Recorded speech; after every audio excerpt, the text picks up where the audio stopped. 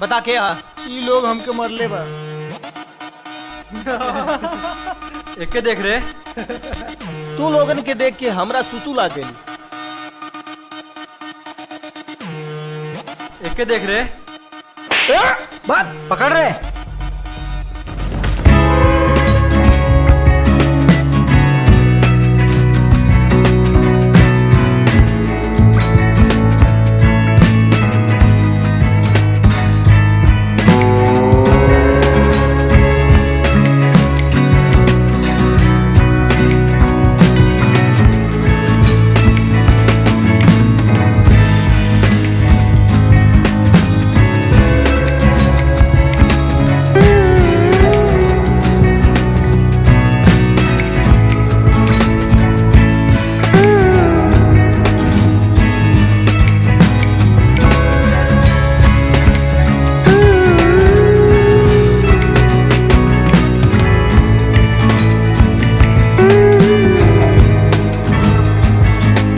क्या होता नहीं।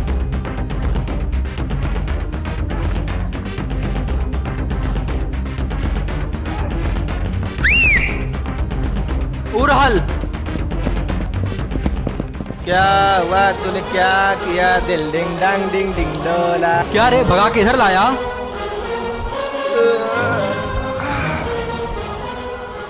टैंकर खाली तो समझ हमारा दिमाग चालू। अब तू सब डिसाइड कर ला, एक एक करके मरे के बाद या एक साथ।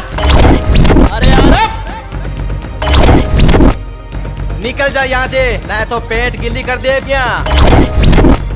क्या रे, पिक्चर देख के डायलॉग मारता है? जीत सिंह नाम है हमार, जीत सिंह।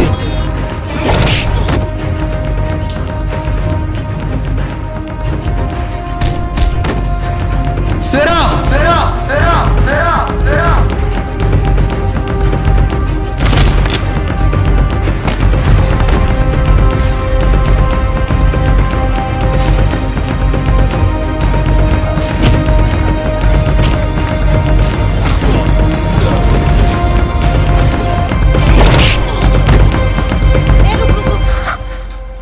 यहाँ का चलत बा रे? का मारता रे?